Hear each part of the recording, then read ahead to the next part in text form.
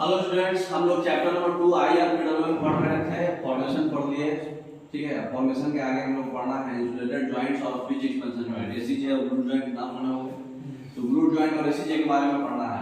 सबसे पहले हम लोग पढ़ेंगे इंसुलेटेड जॉइंट। इंसुलेटेड मतलब ग्लूट जॉइंट, है ना। तो ट्रैक सर्किट सेक्शन जो होता है उसको इलेक्ट्रिकली जो है ट्रैक से इंसुलेटेड किया जाता है ना, इंसुलेटेड जॉइंट से, ठीक है।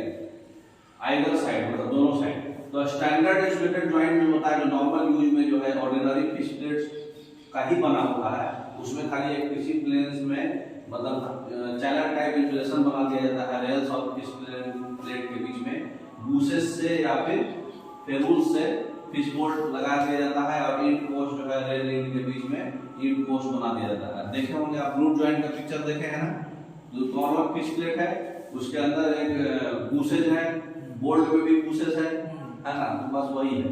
लेकिन क्या होता है, इंसुलेटेड जॉइंट जो हम प्रोवाइड करते हैं वो हमेशा स्क्वायर जॉइंट बनाते हैं। मतलब स्क्वायर जॉइंट मतलब जॉइंट के उधर और जॉइंट के इधर डिस्टेंस सेम रहेगा, ठीक है। जहां पे स्टैगरिंग का चांसेस मतलब नहीं आए, है ना।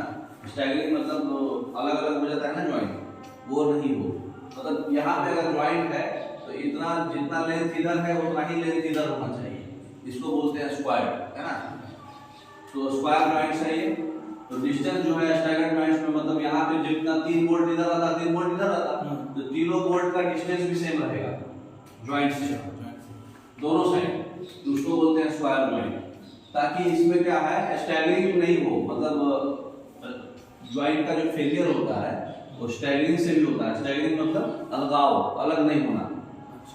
तो स्टैगरिंग जो है मिनिमम जो है wheel base of the vehicle जो होता है उससे ज्यादा हो गया तो टूट जाएगा, चाहे मतलब गिर जाएगा गाड़ी। तो जॉइंट का 100 mm तक गैप जो होता है, 100 mm तक गाड़ी नहीं गिरेगा, दो जॉइंट के बीच में जो गैप होता है ना। तो रेल इंच जो होता है इंसुलेटेड जॉइंट्स का हमेशा स्क्वायर होगा और ट्रू होगा। रेल इंच जो है हमेशा ट्रू बोले तो मतलब जितना ऊपर से जैसा है सरफेस ऊपर इधर भी उतना ही होगा। ऐसा नहीं कि एक झुक गया एक फ्लैट है, वो बैटरिंग नहीं होगा उसमें, है ना। तो ऑल रफ एजेज और बर जो होता है वो हम लोग बोल्ट के होल से निकाल देते हैं। बोल्ट के होल में भी तो बर आता है चलते चलते, और एज भी उसका रफ हो जाता है, उसको चैम्फरिंग करके स्मूथ कर देते हैं।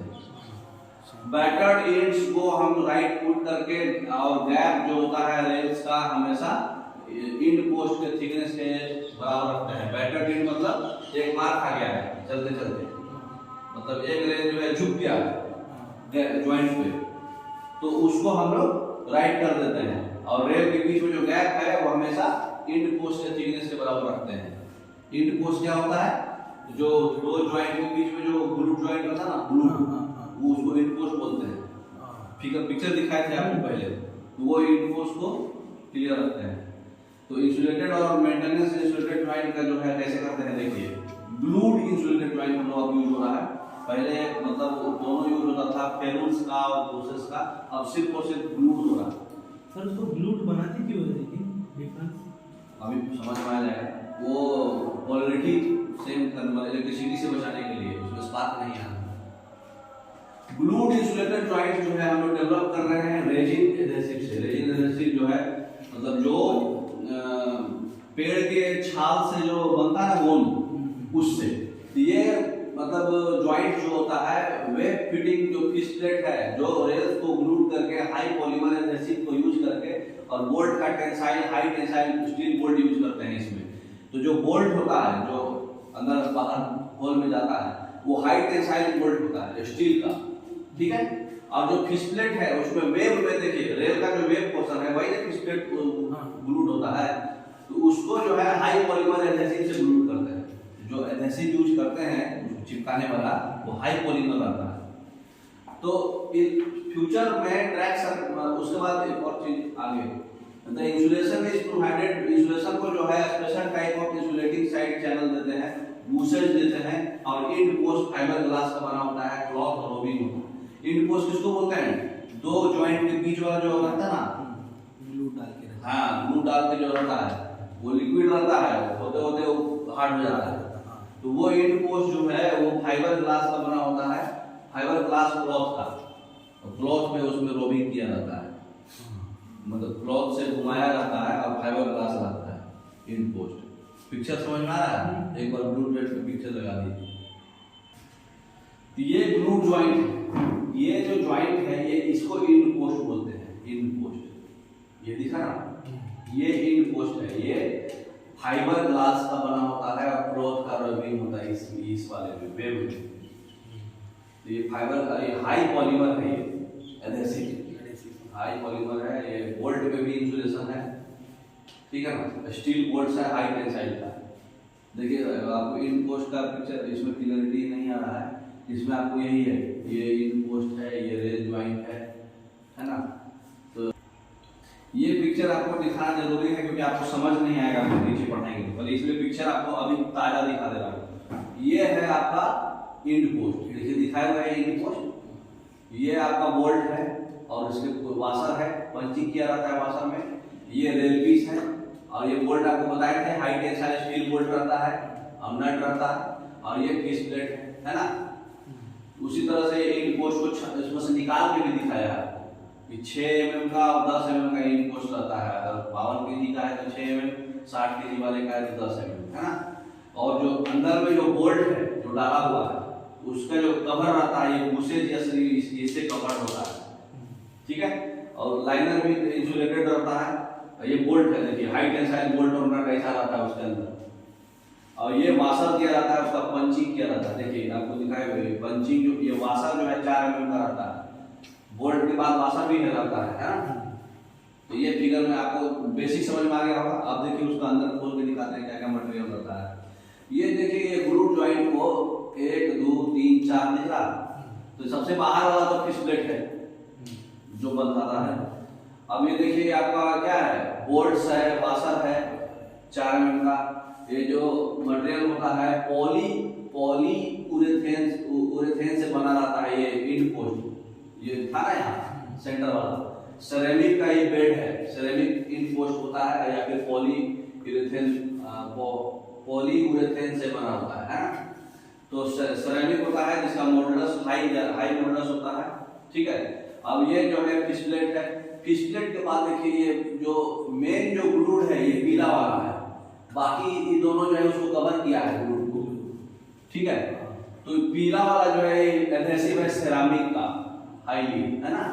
और ये देखिए आपका जो है बूसेस है, बूसेस के ऊपर जो है आपका नट है और नट का जो है कॉलर है ना।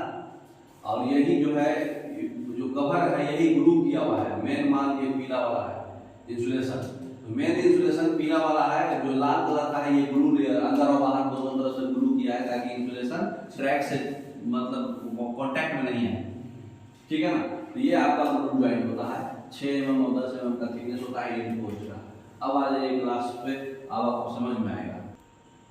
तो आपको बताया है कि इंसुलेशन जो है special type of insulating side channel होता है, बूसेज होता है, इंड पोस्ट होता है जो फाइबर ग्लास क्लॉथ रबिंग से बना होता है। बता दिए जितना भी फ्यूचर वर्क्स होगा ट्रैक सर्किटिंग कभी भी करते हैं तो ग्लू ज्वाइंट को हमेशा हम लोग स्टैंडर्ड इंसुलेटेड ज्वाइंट के बदले ग्लू ज्वाइंट लगाते हैं, ठीक है। तो जहां पे भी फिजिबल हो, 2 तरह का ग्लू ज्वाइंट होता है, एक G3L और G3S। G3L वाले में क्या होता है 3 लेयर होता है, 6 बोल्ट होता है इसमें, ठीक है। और G3S वाले में मतलब एल बोले तो लॉन्ग, एस बोले तो शॉर्ट, है ना, 4 बोल्ट होता है। तो G3 जो होता है S होता है L होता है, मतलब लॉन्ग और शॉर्ट। तो लॉन्ग बोले तो 6 बोल्ट होगा। तो ये LWR और सीड SWR में इस समय जनरली लगाया जाता है, ठीक है। अब जो इंस्ट्रक्शन होता है फैब्रिकेशन रेल भी होता है, fabricated rail. SWR short welded rail, fabricated rail, LWR long welded rail, ये कंटीन्यूअस वेल्डेड रेल। तो कंटीन्यूअस वेल्डेड में क्या होता है, पॉइंट में भी गैप नहीं होता है, पॉइंट में वेल्डेड होता है, तो उसको कंटीन्यूअस बोल देते हैं।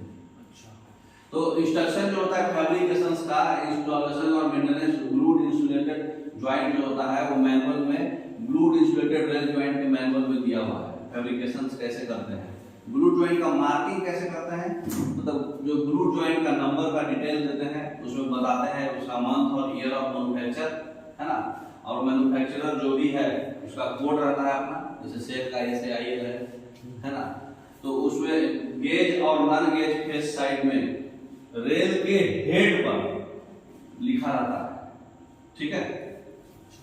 उसका मार्किंग ग्लूट ज्वाइंट के मार्किंग मतलब उस तरह से लिखा रहता है, ठीक है। देखिए इसमें पिक्चर दिखाया है कि नहीं, स्विच एक्सपेंशन ज्वाइंट तो मार्किंग का पिक्चर आप दिखा देते हैं आपको।